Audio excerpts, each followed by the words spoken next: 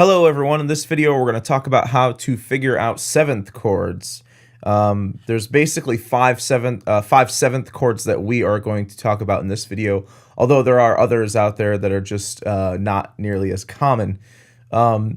Seventh chords are initially formed when you start with the triad, let's say something like C major here, and then you stack another third on top of the chord, like so. So you end up with a chord where you have the root, the third, the fifth, and the seventh. There's also ninth chords and 11th chords, but we're not going to get into that today. All right.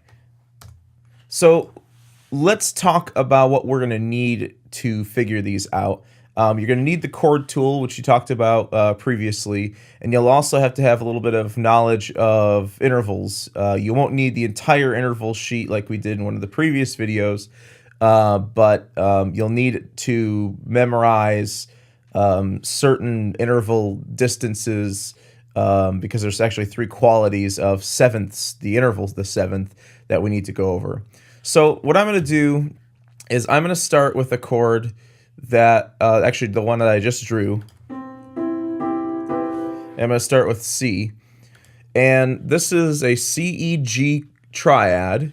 Remember, C is C with all with no sharps or flats is major, and then we just stacked a seventh right on top of it, also without a sharp or a flat.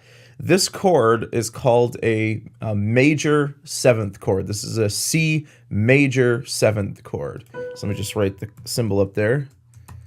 And the symbol for C major seventh is usually C capital M7, but can also be C Maj 7. Now, for each one of these seventh chords, as we're going to find, there is a triad quality that we need to know, and then a seventh quality. So it's a two-step process to figure these out. You have to figure out what the triad is, then you have to figure out what the interval of the seventh is. For major seventh chords, like I just said, it's a major triad with a major seventh on top. And in order to figure out a major seventh on the keyboard, you would count up 11 semitones or 11 half steps.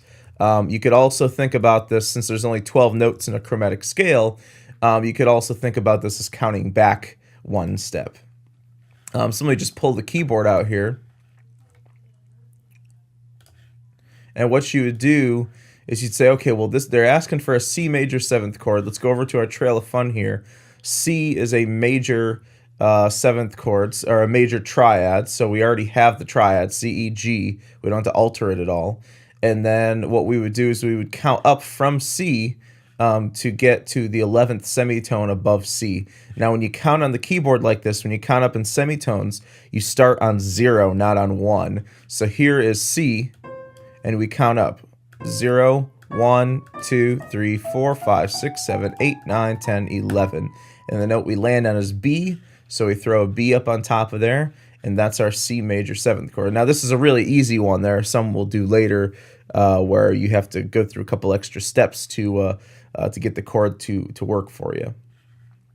And like I said, with 11 semitones up, you can also think about it as going backward one semitone, 0, 1, back to B. All right, the next seventh chord I want to draw is called a dominant seventh chord. The difference between the major seventh chord and the dominant seventh chord is that the seventh is 1 half step lower than the major seventh chord. So to make this B 1 half step lower, we would flat it. So that's our dominant seventh chord. Sometimes dominant seventh chords are just called seventh chords, mostly because their symbols are just have a 7 next to them. So C7 is the same thing as a C dominant seventh chord. Dominant sevenths are a major triad like the C major 7, but have a minor seventh on top of them. So let me just write that in. So major triad, minor seventh. So here we're going to count up 10 semitones instead of 11. So again, just to double check this, starting on C here, 0, 1, 2, 3, 4, 5, 6, 7, 8, 9, 10. And the note we land on is B flat. The next seventh chord I want to show you is called a minor seventh chord. Minor seventh chords are minor triads with minor sevenths on top. So we still count up to 10 for this one. But we have to do something different now because the triad on the bottom here, the first three notes, is minor. So since C is in the major column, it means that we have to alter the C chord to make it minor. So what do we do when we want to go from major to minor? Well, we lower the third. So our E in this chord is going to become E flat. So C, E flat, G is our triad, and then we count up a minor seventh, 10 semitones like we did before between C and what ends up being B flat. And I know that just because we did it from the previous one, and we throw a B flat on top there. And there we go. So this C minor seventh chords or minor seventh chords are usually just C, well, the letter little m and then 7. Sometimes they'll be like C min 7. I've even seen C like dash 7. All right, let's move on. The next two types of seventh chords are actually diminished seventh chords. And they actually have two different names. The first one is called a half diminished seventh chord. And no, you don't have to write out half dim like I did there. That was just a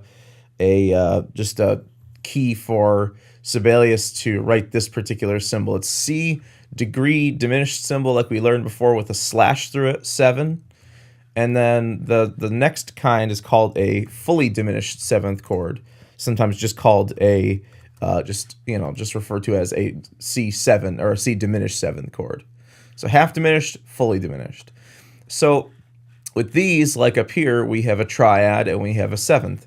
So the C half diminished seventh chord is a diminished triad with a minor seventh on top. So again, we count up to 10. The fully diminished seventh chord is a diminished triad. Whoops. There we go.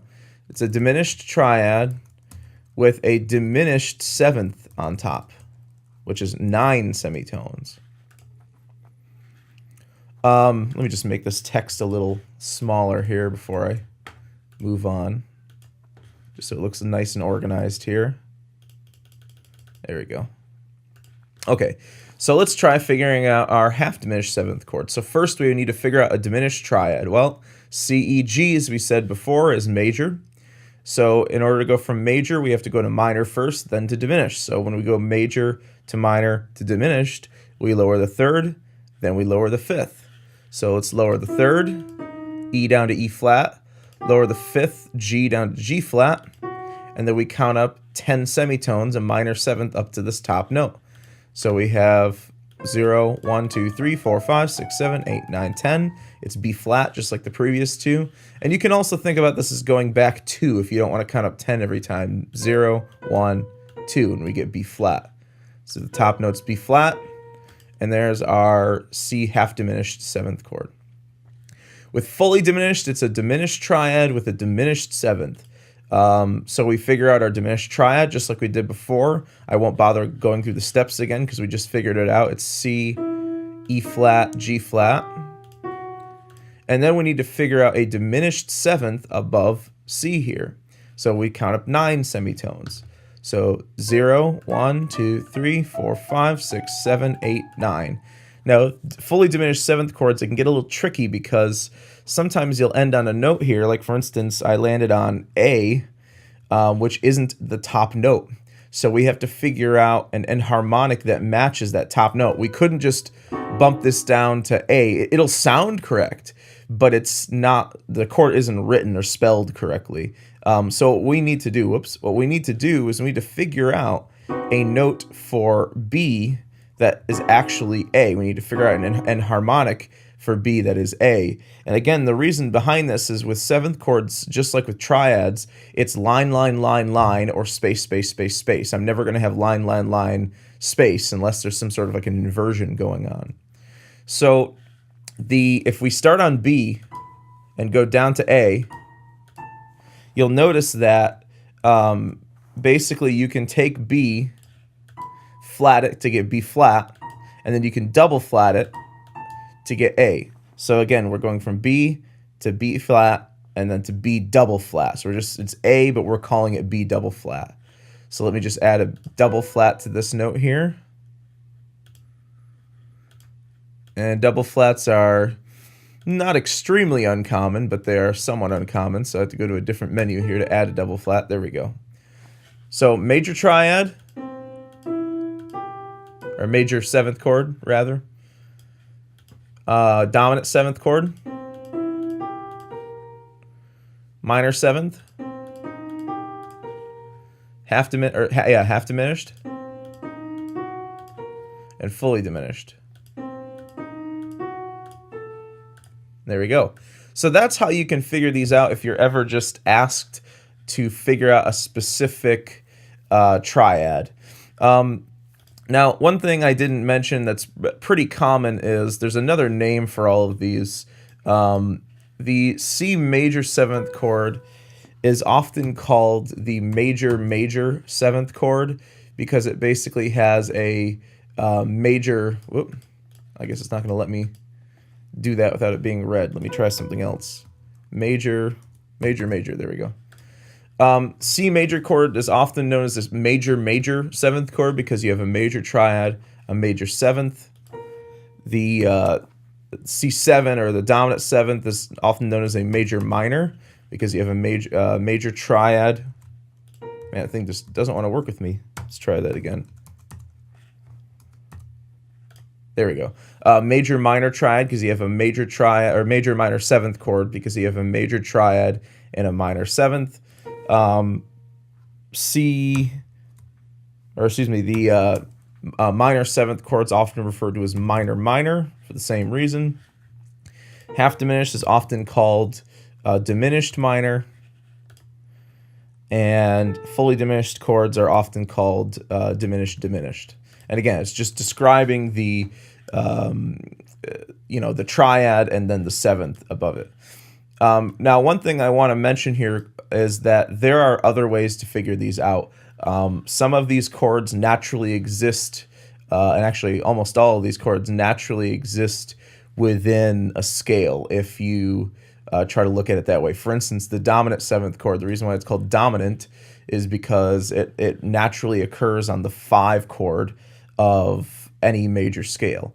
So if I, in the key of C, count up to 5, C, D, E, F, G, and then I stack a G, B, D, F chord on top, on top of G, you're going to get a G7 chord, a G dominant 7th chord. So it naturally exists on the 1 chord, just like the major major chord naturally exists, or excuse me, this naturally exists on the 5 chord.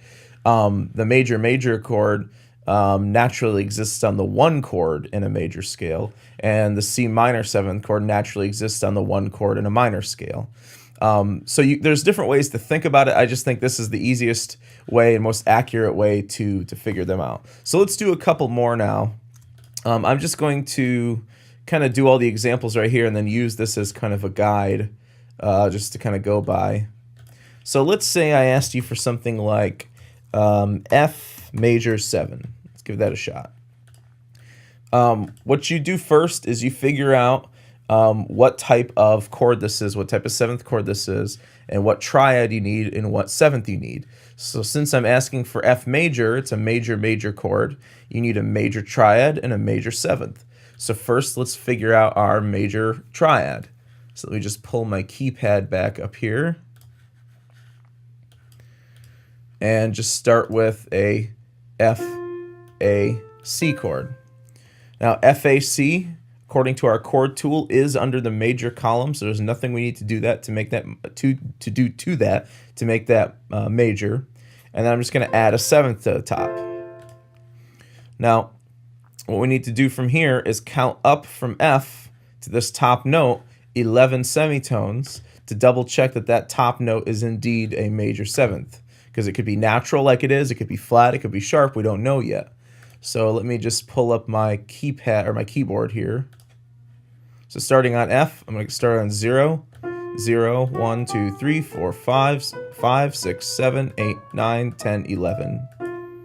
And the note we land on just happens to be E natural. So that would be the name of the note, or the name of the chord there, the way to spell that chord properly. All right, let's do another one. Let's say I asked for G flat 7. So G flat 7 implies that this is a minor or major minor 7th chord. So let's start off with just GBD and ignore the accidentals there. It's just adding naturals because there was a bunch of flats in the previous measure. That's just something that Sibelius does, not something you need to do. GBD is already a major chord according to our chord tool. So G flat would be G flat, B flat, D flat. So that's a G flat major triad. Now we need to figure out a minor 7th above this. So let's add our third. There we go. Some form of an F. We don't know which F it's going to be. It could be F flat, it could be F natural, F sharp. We don't know at this point. So let's pull up the keyboard here, start on G flat, count up 10 semitones. 0, 1, 2, 3, 4, 5, 6, 7, 8, 9, 10. So the note I landed on was E, just E natural. So another name for F that is actually E is F flat. And so that's our chord, G flat 7. Let's try another one. Let's say I said give me E flat minor 7. So we start with an E chord. I'm going to add flats to everything. So E, G, B is already under the minor column. So if we add flats to everything, that means we have E flat minor. So let's add a 7th to this. And we're going to have to count up 10 semitones. So I don't know why I keep closing out the keyboard here. There we go. So starting on E flat, let's count up 10 semitones. 0, 1, 2, 3, 4, 5, 6, 7, 8, 9, 10. The note that we get is D flat or C sharp. The note that we have here is D, so we take D, lower it down to D flat, and that is our E minor 7th chord. Let's do a half diminished example. Let's say I wanted F sharp half diminished 7. So what we do is we'd start with F, A, C. F is under the major column, so we're going to have to go from major down to minor, down to diminished. So we lower the 3rd, lower the 5th. And by the way, we start with all sharps because it's an F sharp chord. So we lower the 5th, lower the 3rd. And with F sharp A C chord, that is the F sharp diminished triad. And then for this one, we need a minor 7th above it. So let's count 10 semitones above F sharp. 0, 1, 2, 3, 4, 5, 6, 7, 8, 9, 10. Let's try that again. 0, 1, 2, 3, 4, 5, 6, 7, 8, 9, 10. Yeah, I was just double checking. So we have F sharp, A, C, E. Just leave the top note alone. There we go. Let's try one last one, a fully diminished. Let's do a hard one. Let's do A flat, fully diminished 7. Again, with fully diminished 7th chords especially, it gets a little tricky because you're going to see a lot of double flats in there. So A flat 7, let's start off with just a regular A chord, A, C, E. A, C, E is minor because it's under the minor column. So if we flat everything, that means we have A flat minor. And we need to go from minor down to diminished, so we lower the 5th. So G here becomes actually G double flat. So that is A flat diminished there. Let's add a 7th to the top here. And since fully diminished 7ths have diminished 7ths on top, we're going to count up 9 semitones. So starting on A flat, we have 0, 1, 2, 3, 4, 5, 6, 7, 8, 9. The note I land on is F, but the note that's there is G. So what we have to do is figure out what in harmonic works out to be F that is actually G. So if we take G and go down 2 semitones, you'll find that we land on F. So basically G double flat is our minor 7th. So we add a double flat to that. So there's our A flat fully diminished 7th chord. All right. So like I said before, there's other ways to figure these out. I find that this is the easiest and most accurate way. I mean, if you're working within a particular key, yes, it's easier to think about the key rather than to think about it this way. But I just, for just reading chords off of a chart, I think this is the most accurate way to figure these out. All right, so I'll just leave this up here for a moment if you want to kind of copy this down and get that for a reference. And I hope you enjoyed the video.